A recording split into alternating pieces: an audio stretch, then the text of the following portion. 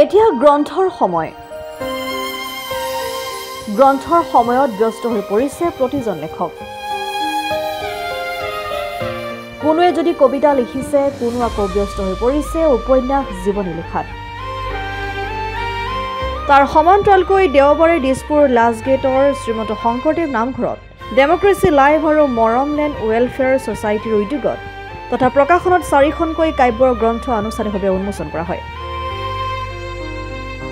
বিশিষ্ট লেখক সাহিত্যিক জিনুমণি বৰুৱাৰ নাম গীতৰ মহিমা আৰু মোৰ কবিতা য'ত পুৰণি লোক সংস্কৃতিৰ বিয়ানাম আইনামৰ লগতে পুৰণি গীতসমূহ সন্নিৱিষ্ট কৰা হৈছে ধন্যবাদ আজি তোমালোকে ইমান সময় কৰি অভাৱৰ সময় মোৰ ওচৰত থিয় হলা মোৰ বুলি নহয় আজি ডেমক্ৰেসি লাইফে 25 বছৰ অতিক্ৰম কৰিব আৰু এই সিলভাৰ জুবলিত আমাৰ নাৰীসকলৰ 4খন কিতাপ উন্মোচন হৈছে তাৰ ভিতৰত মোৰ এখন কিতাপ আছিল নাম গীতৰ মহিমা আৰু মোৰ কিছুমান কবিতা আচলতে আমি নাৰীসকল খুব ব্যস্ত হৈ থাকোঁ আৰু আমাৰ সমাজত কিছুমান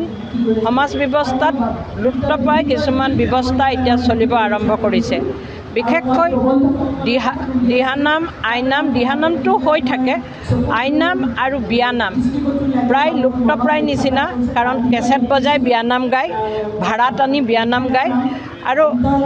আইসকল যেতিয়া ওলাই সময় সাপেক্ষে জাগ্ৰত হয় তেতিয়া আমি শীতলা মন্দিৰত পানী আনো শীতলা মন্দিৰত পূজা পাঠ কৰোঁ কিন্তু আগৰ নিয়মত আছিল ঘৰত আইসকল গোট খাই আইনাম গায় আৰু এই আইসকলক গাওঁতে বহুত নিয়ম কানুন আছে মোৰ মন গ'ল অলপ পুৰণা এইবিলাক সংগ্ৰহ কৰিলোঁ আৰু সমাজলৈ আগবঢ়াবলৈ মই চেষ্টা কৰিছোঁ আমি এইবিলাক প্ৰচাৰ কৰি থাকিলেহে অসমীয়া সমাজ স্থিতি থাকিব অসমীয়া বুলি ক'লে পৰিচয় দি নিজৰ পৰিচয়ৰে নহয় সমাজৰ পৰিচয় মোৰ পৰিচয় আৰু দ্বিতীয়তে মই সৰুতে গান গাইছিলোঁ আৰু মোৰ ওপৰৰ বাইদেউ প্ৰতিমা গগৈ এতিয়া আছে তেখেত বম্বেত ল'ৰাৰ লগত তেখেতৰ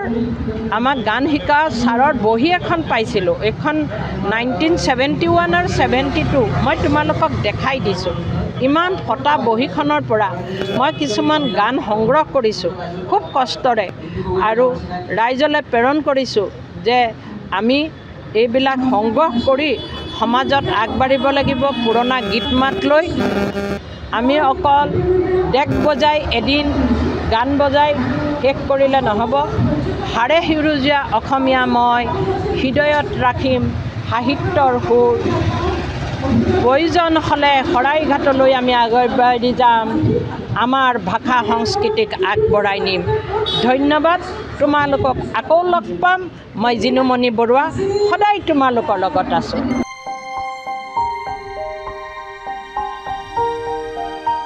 আনহাতে বিশিষ্ট সমাজকৰ্মী তথা লোক সংস্কৃতিৰ গুৰি ধৰোতা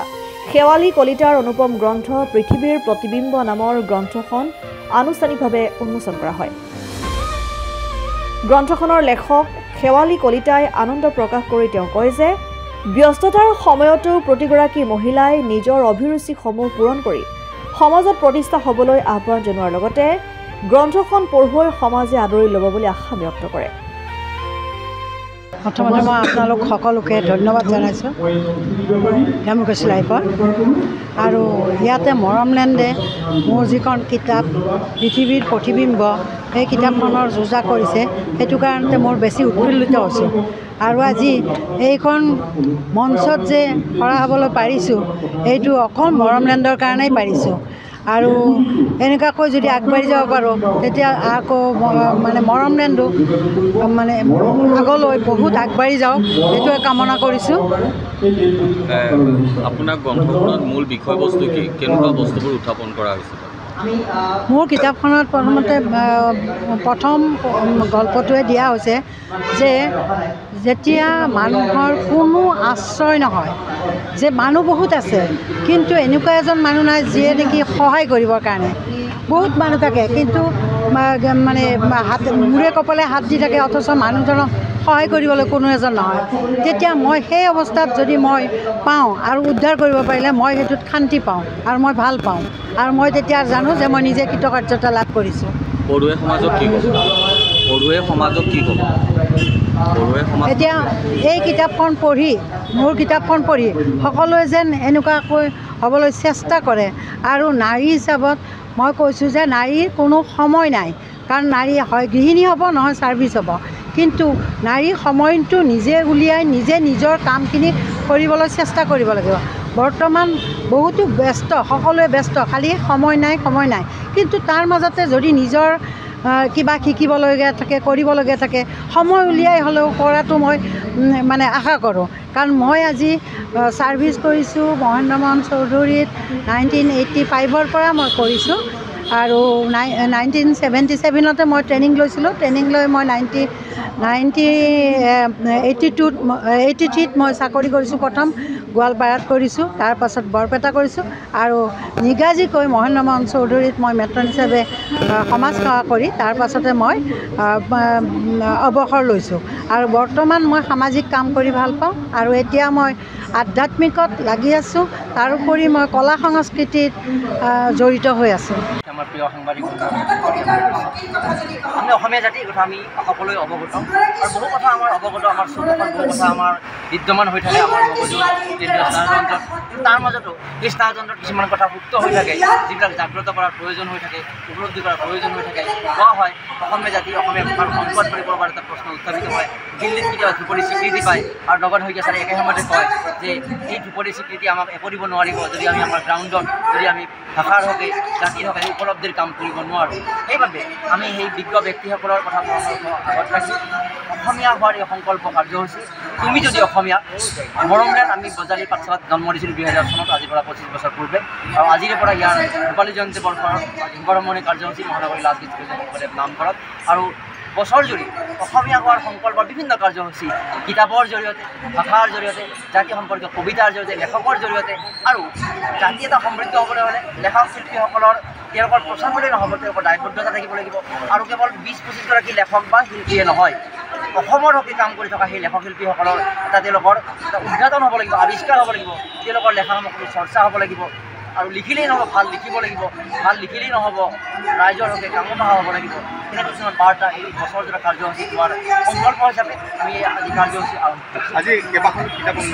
2000 চনৰ পৰা আৰম্ভ কৰা এই প্ৰক্ৰিয়াটো ইতিমধ্যে শতাধিক গ্ৰন্থ আমি প্ৰকাশ কৰি আহিছোঁ, আৰু এতিয়া এই প্ৰক্ৰিয়াটো আৰু খৰতকীয়া কৰিছোঁ। ডেম'ক্ৰেচি লাইভত ইতিমধ্যে মৰমলেণ্ডৰ সহযোগত গ্ৰন্থ ৰোমন্থন অনুষ্ঠানৰ জৰিয়তে অসমৰ লেখকসকলক আমি এটা বিশেষ পৰিচয় দিবলৈ প্ৰয়াস কৰিছোঁ। আৰু এই পৰিচয়ৰ অংশ হিচাপে আমাৰ এই গ্ৰন্থ প্ৰকাশৰ যাত্ৰাটোত আন এক বাট আমি নিৰ্মাণ কৰিবলৈ গৈ আজি দুখনকৈ গ্ৰন্থ, এখন হ'ল গীতা ভঁৰালী, ইতিমধ্যে তেওঁৰ 16খনকৈ গ্ৰন্থ প্ৰকাশ পাইছে ভ্ৰমণ কাহিনীৰে, আৰু আজি মৰমলেণ্ডৰ তৰফৰ পৰা প্ৰকাশিত তেওঁৰ শেহতীয়া গ্ৰন্থ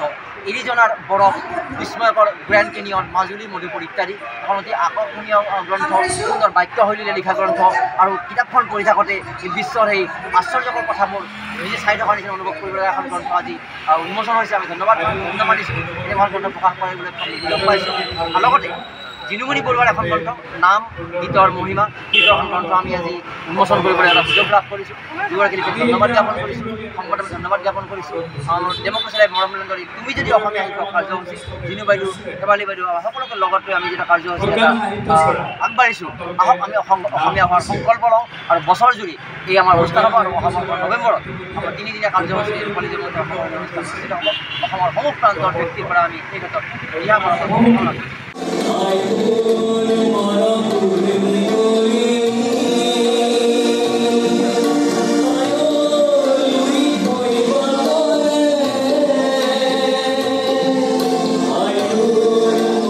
news desk report, democratic Assam.